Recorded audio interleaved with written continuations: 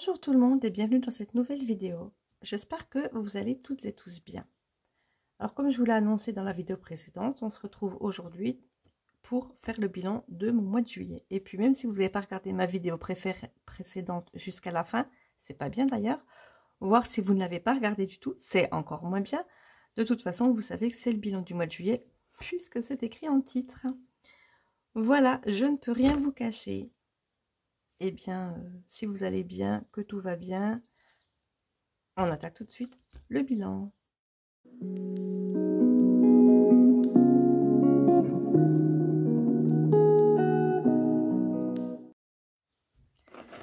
Voilà, alors comme d'habitude, eh bien, j'ai préparé tout ça dans mon cahier qui me suit depuis le début, que vous retrouvez d'ailleurs en avatar et en bannière sur YouTube.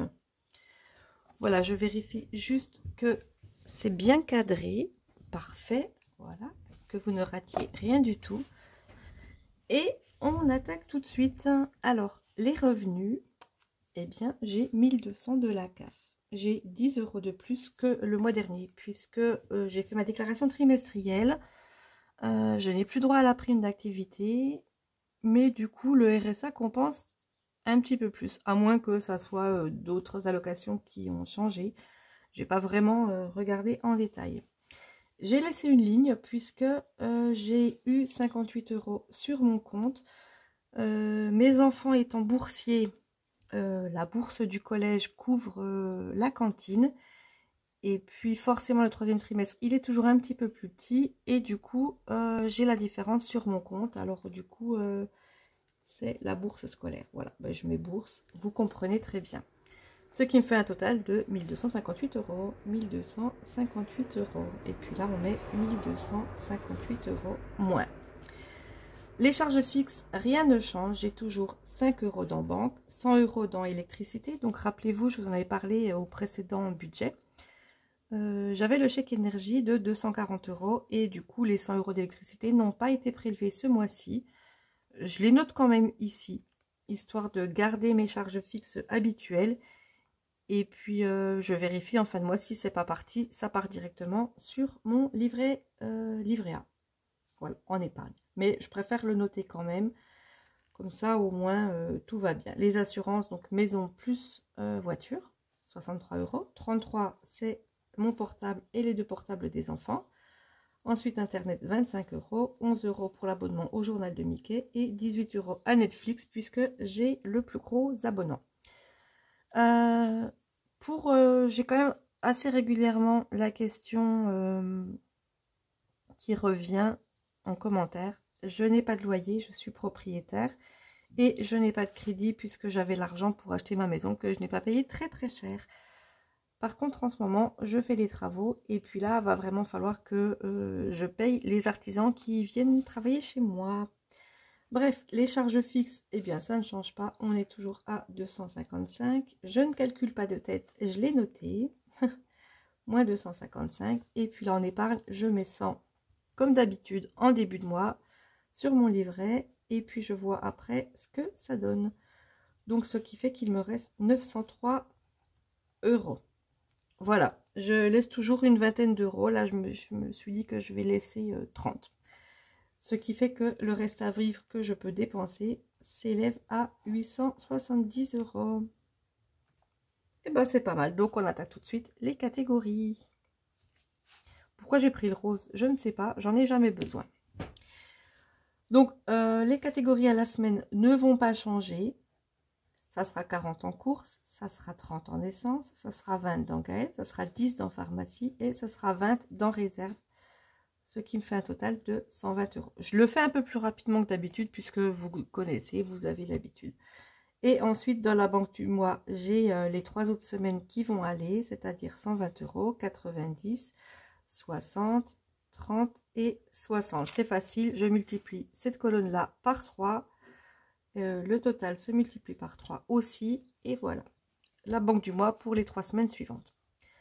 Ensuite, shopping, eh bien... 50 € ça m'allait. Le mois dernier, je laisse 50 €. Resto, pareil, on laisse 50 €.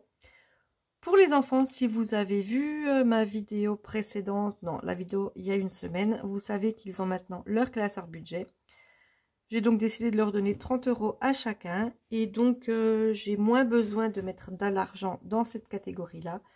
Je mets quand même 20 € si besoin. Et puis sinon, ils vont gérer eux-mêmes leurs petits sous. Voilà, toujours 10 € dans l'enveloppe chat. Ça, c'est une enveloppe à laquelle je ne touche pas. Ça reste tout le temps dedans. Comme ça, si j'ai besoin d'emmener un chez le veto ou quoi que ce soit, l'argent, il est là. Et la Banque du Monde reporte donc 360. Mais je ne vais pas le compter là puisque je le compte là. Et du coup, là, facile, on est à 130. Si je fais le total des trois... Ah bah tiens, voilà pourquoi j'ai pris le rose. Je vais le noter en rose.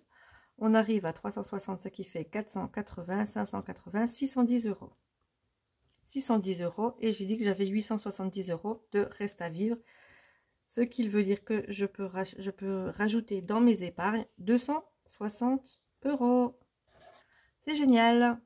J'aime beaucoup épargner comme ça en début de mois, puisque je suis sûre que l'argent, il est là. Alors, on va mettre les catégories vacances, encore une fois, puisque on est en plein dedans. Et j'avais mis 50 € le mois dernier, je vais mettre 60. L'enveloppe week-end que j'ai vidée, puisque je vous en avais parlé, je me suis fait un petit week-end sympa avec mon chéri. Eh bien, je vais mettre 60 aussi, parce qu'il faut la renflouer un petit peu.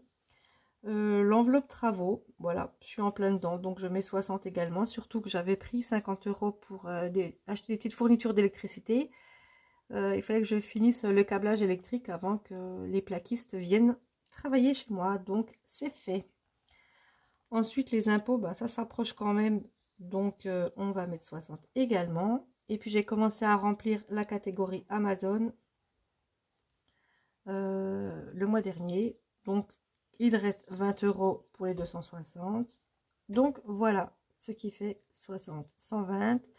180, 240, 260, on est tout bon. Donc les 260, ils sont là. Je ne mets pas le total puisque là, j'ai quand même les 100 € que je n'avais pas noté là d'ailleurs. Voilà, ou alors ici, hop, évidemment, on ne le voit pas, 260. Et bien voilà, j'ai fait ça rapidement, mais je pense que tout est bon. Donc on se retrouvera très bientôt pour le remplissage de ce mois de juillet. Et puis en attendant, la prochaine vidéo, c'est le bilan de mon mois de juin.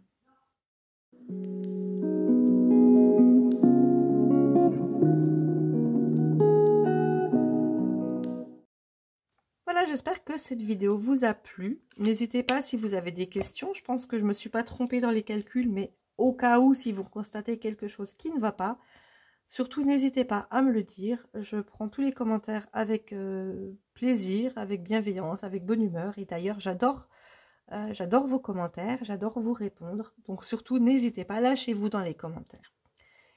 Et puis n'oubliez pas également le petit pouce vers le haut, abonnez-vous parce que j'ai quand même beaucoup de personnes qui visionnent les vidéos et qui ne sont pas abonnées. Donc s'il vous plaît, abonnez-vous. Vous, ça ne vous coûte rien. Et puis moi, ça me permet d'être mieux référencé sur YouTube. Activez également la cloche notification si vous ne voulez pas rater mes prochaines vidéos. Comme je vous ai dit, laissez-moi des commentaires. Et puis pensez à utiliser mes liens de parrainage. Comme je vous l'ai dit aussi également la semaine dernière, ça permet de faire des petits achats gratuitement par la suite. Et moi, je vous avoue que j'en ai bien profité et que je vais continuer à en profiter. Voilà, eh bien cette vidéo est terminée. Ça a été assez rapide. Je crois d'ailleurs que j'ai parlé assez vite. Alors, dites-moi également, parce que j'ai tendance toujours à parler très très vite. Donc, si ça vous va, tant mieux. Et puis, sinon, si vous trouvez que c'était un peu rapide, j'essayerai de faire moins vite pour les prochaines vidéos. Voilà, et bien en attendant, portez-vous bien et on se retrouve très bientôt dans une prochaine vidéo. Donc à très bientôt. Bye bye.